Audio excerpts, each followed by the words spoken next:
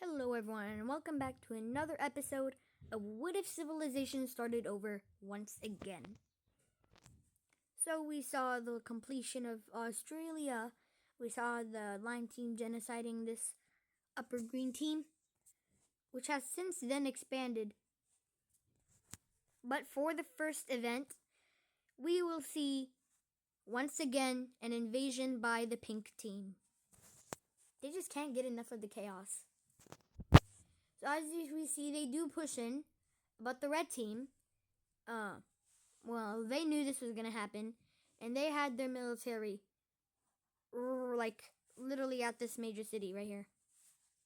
So, and this pink team is significantly weaker than the red team. The red make a naval landing up here in the north of the pink team, and these armies meet up with each other, encircling the whole country. The pink team slowly but surely falls, and the red team isn't going to annex it all because they know they're just going to come back once again. So they'll leave them as a micro state, city state you can call it.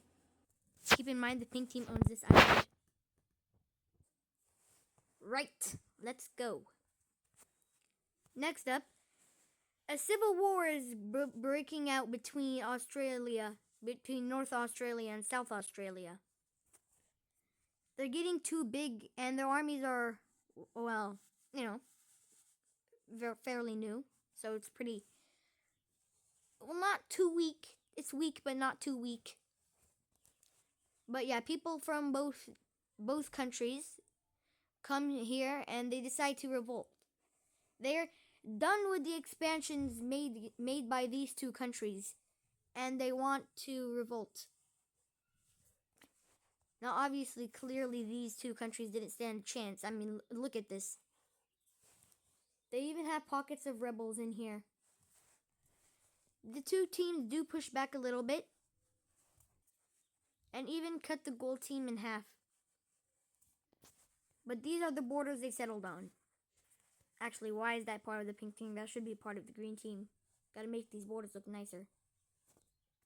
But yeah, this is the agreement that they settled on.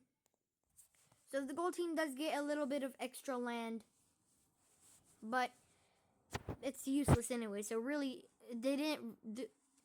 The green and the green and the northern Australian team didn't really lose anything that important other than land. And this gold terrorist team will make their capital right here. It's pretty central.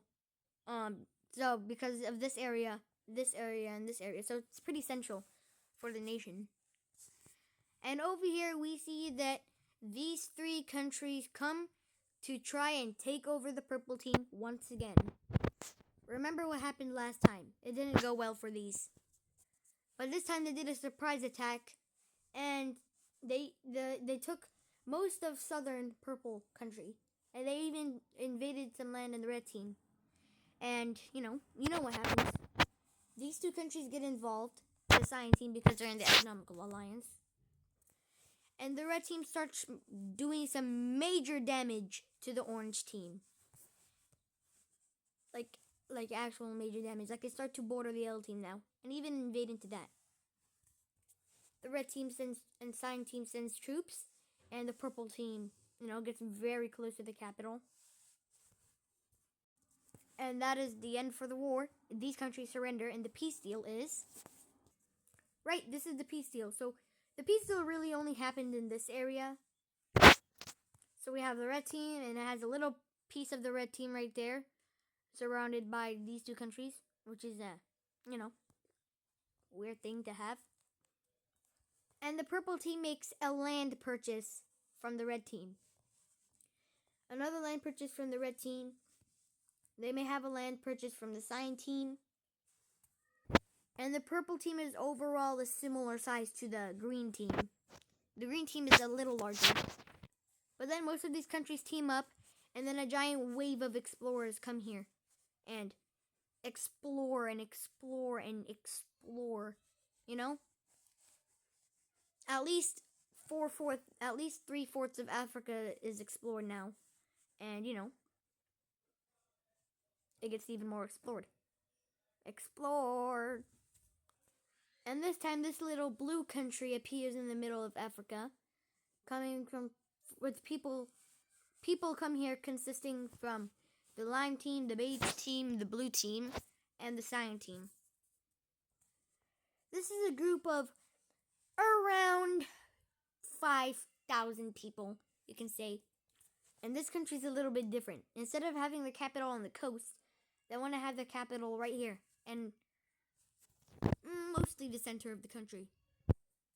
Major cities, they are two located on the coast. One is located near the capital, and one is located at the very north.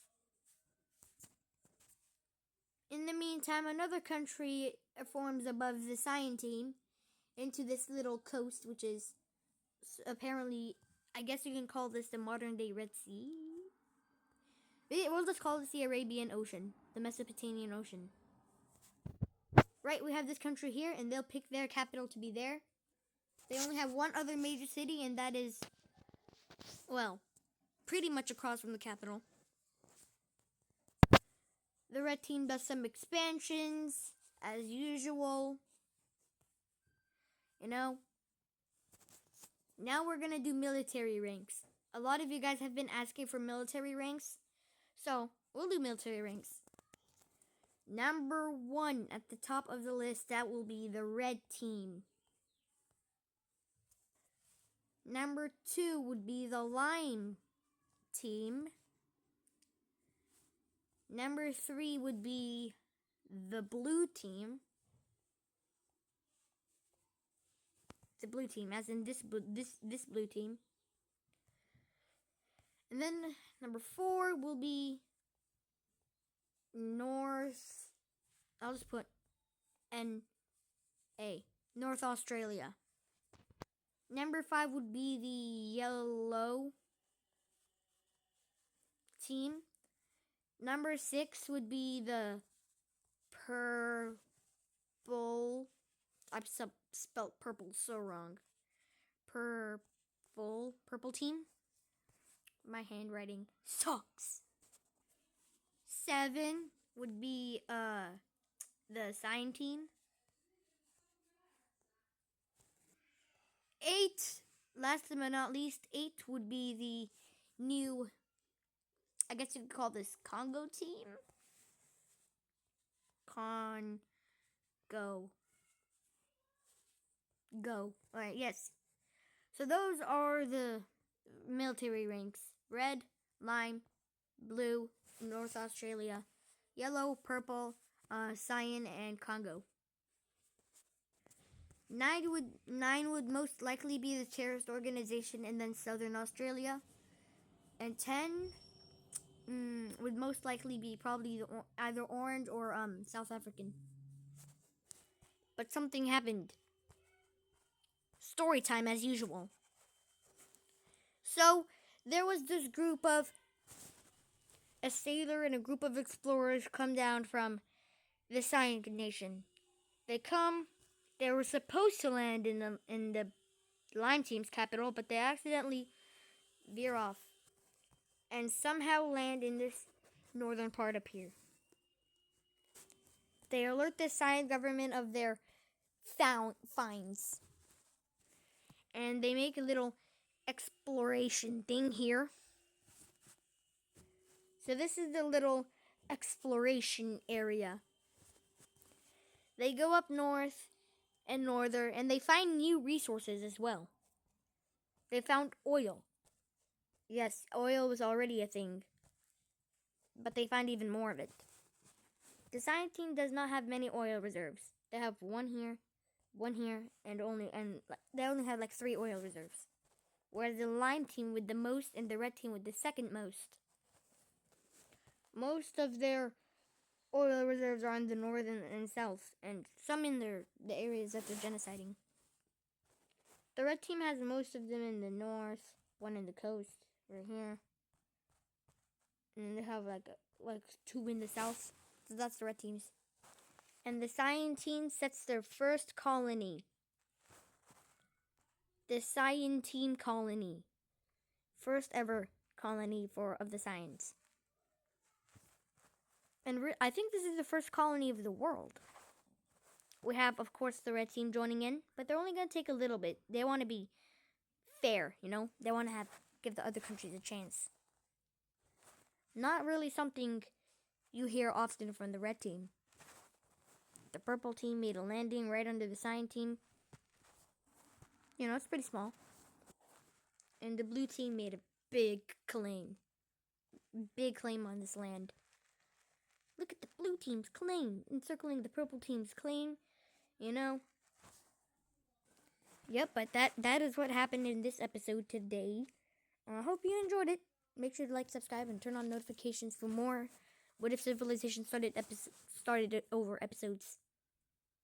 Bye-bye.